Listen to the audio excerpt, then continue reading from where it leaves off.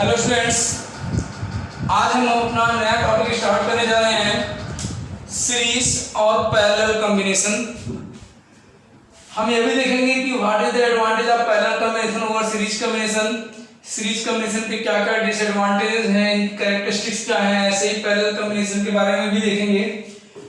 तो चलो हम लोग अपना टॉपिक स्टार्ट करते हैं, सीरीज कॉम्बिनेशन। तो सबसे पहले हम सीरीज कॉम्बिनेशन को समझते हैं कि सीरीज कॉम्बिनेशन है क्या। सीरीज कॉम्बिनेशन का मतलब होता है कि if two or more resistors are connected end to end consecutively then such type of a combination is called series combination। तो जब इसमें एंड टू एंड कनेक्ट होंगे रजिस्टर्स, इसका सेकंड एंड इसके फर्स्ट एंड से, इसका सेकंड एंड इसके first and से कनेक्ट होता चला जाएगा।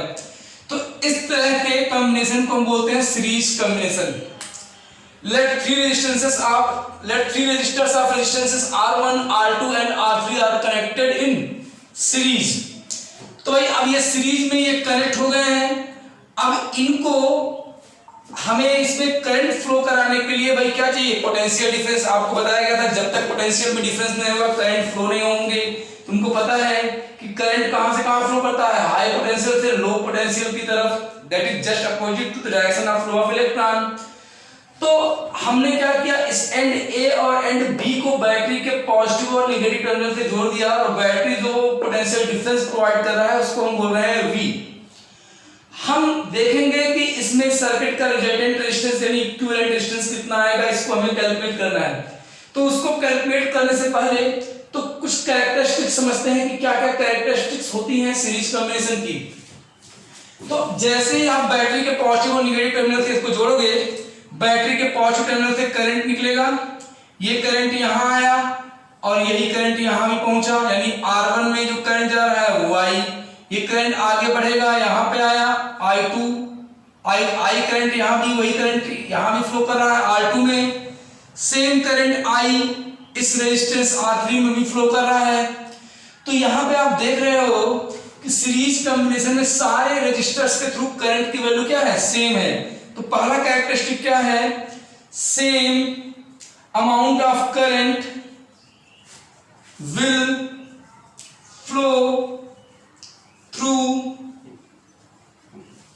All the resistors.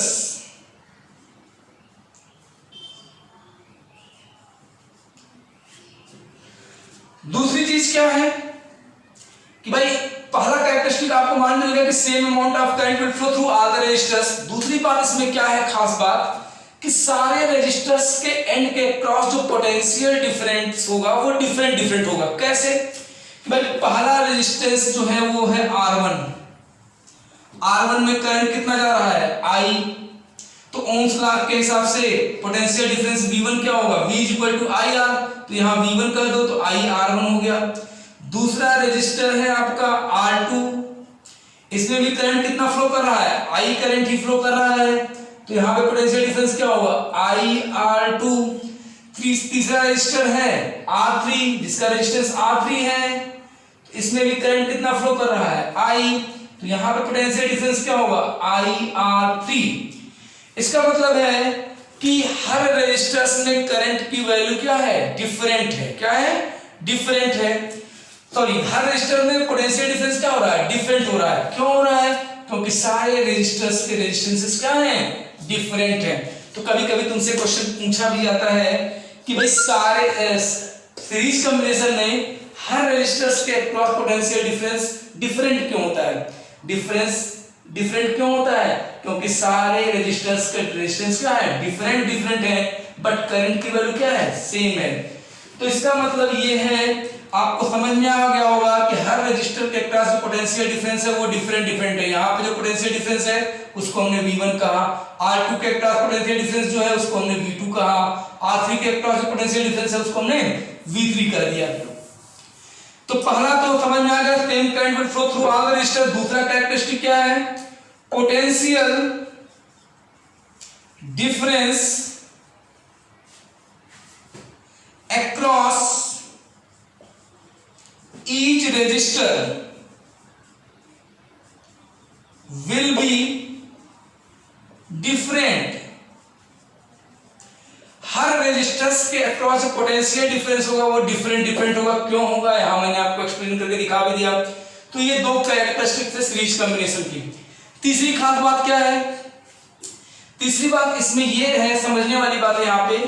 अभी जब मैं इसका रिजल्टेंट रेजिस्टेंस निकालूंगा तो और भी चीजें आपको मालूम चलेंगी, लेकिन यहाँ पे एक डिसएडवांटेज भी इसका भी समझ लेते हैं कि भाई डिसएडवांटेज क्या है। लेकिन डिसएडवांटेज थोड़ा सा रिजल्टेंट निकालने के बाद बताएंगे तो ज्यादा बेहतर होगा। तो ये कैरेक्टरिस्टिक आपको समझ में आ गई होगी। तो चलो पहले हम निकालते हैं रिजल्टेंट क्या होगा इन सारे रेजिस्टर्स का, यानी इक्विवेलेंट रेजिस्टेंस को हम लोग कैलकुलेट करते हैं।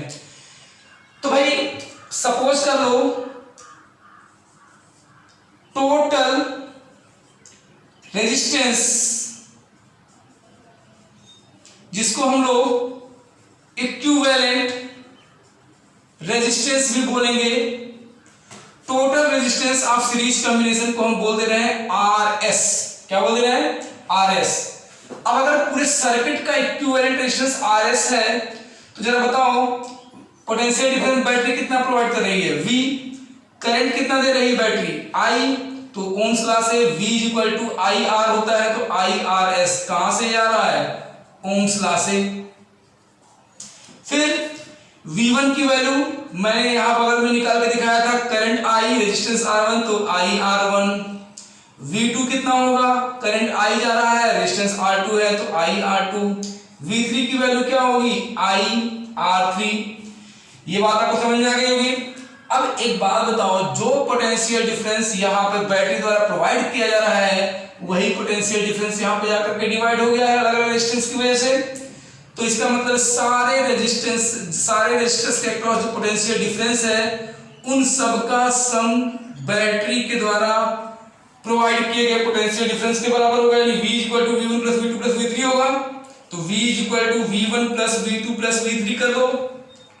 V की वैल्यू बोलो IRS, V1 की वैल्यू क्या होगी, IR1, V2 की वैल्यू क्या होगी, IR2, V3 की वैल्यू IR3।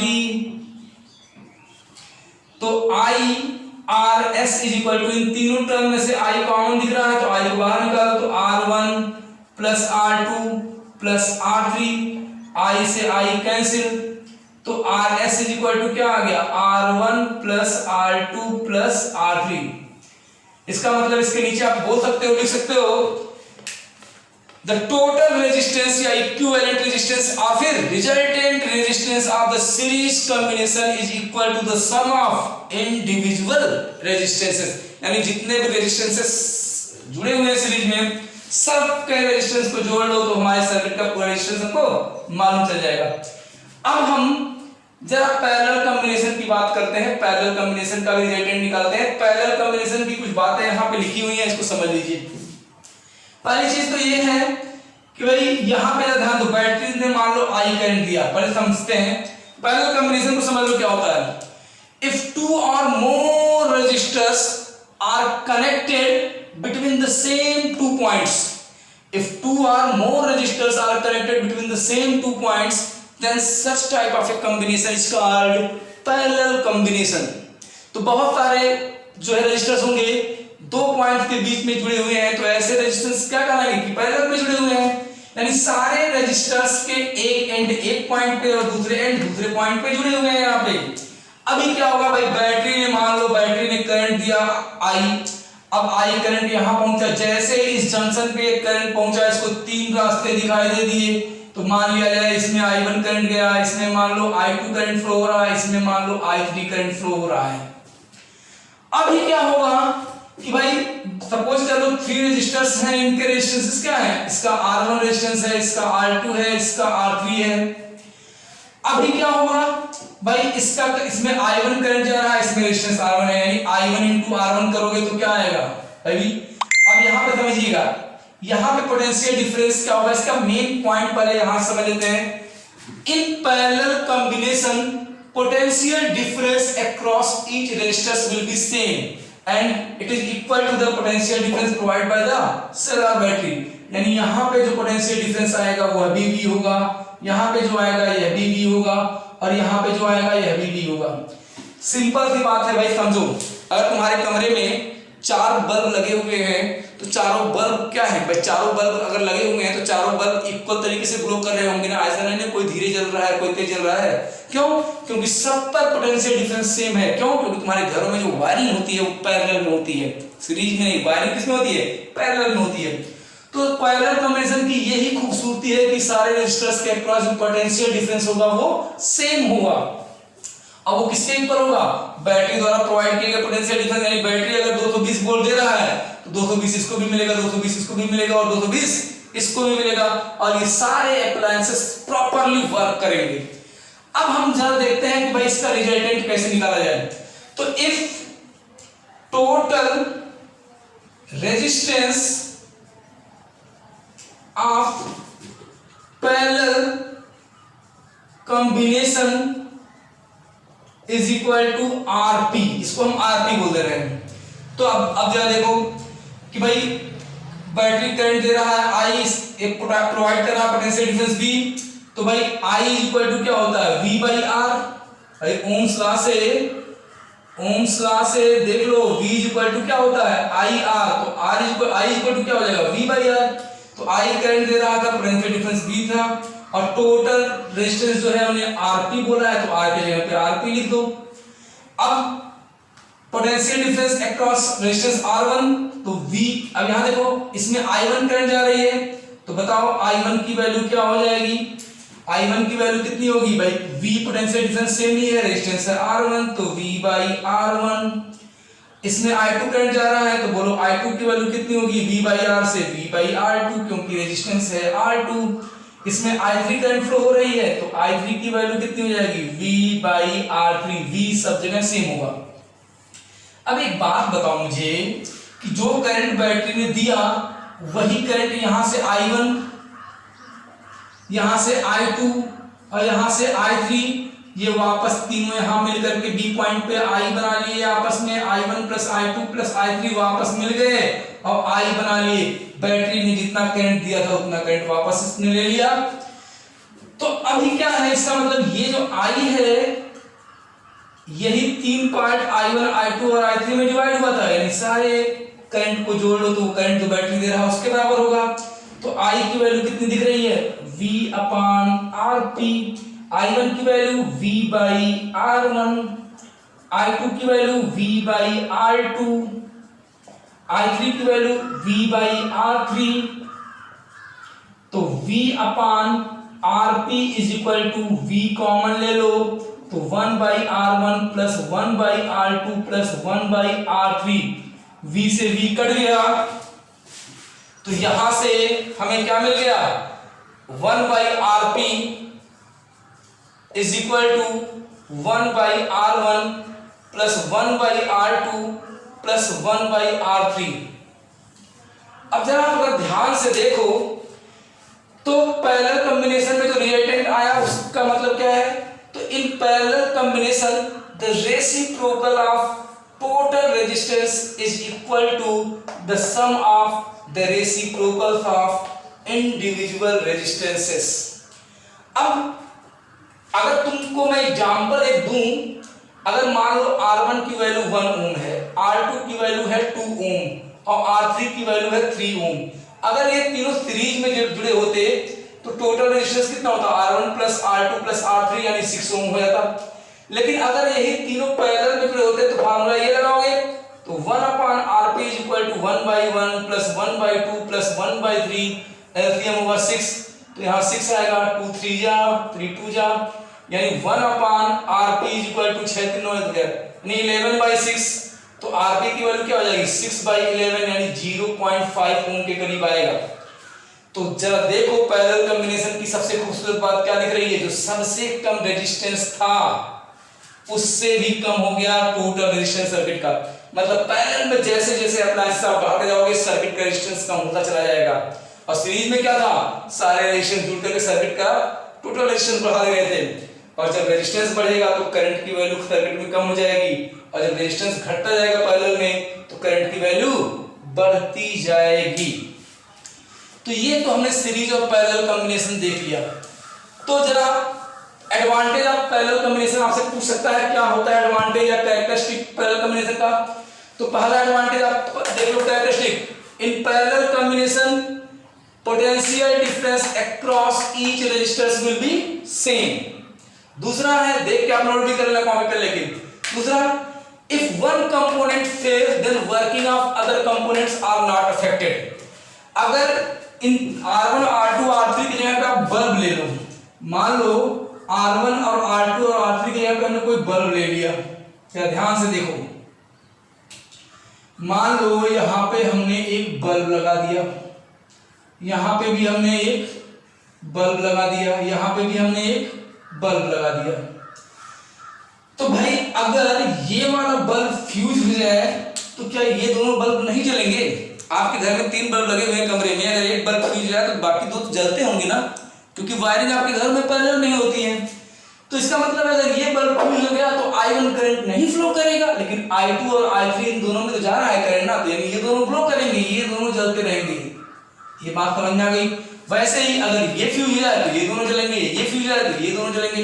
इसका मतलब if one component of the parallel combination fails then the working of other components are not affected. एक कोई काम करना बंद कर दे तो बाकी भी सब काम करते रहेंगे, बाकी काम करना बंद नहीं करेंगे, वो सब करेंगे बाकी सब। फिर अगर मान लो यहाँ पे बल्ब आपने लगा दिया और यहाँ पे आपने एसी लगा दिया, यहाँ पे आपने फैन लगा दिया, अभी क्या होगा, एसी को ज्यादा करंट चाहिए, फैन को इससे कम चाहिए, बल्ब को सबसे कम चाहिए।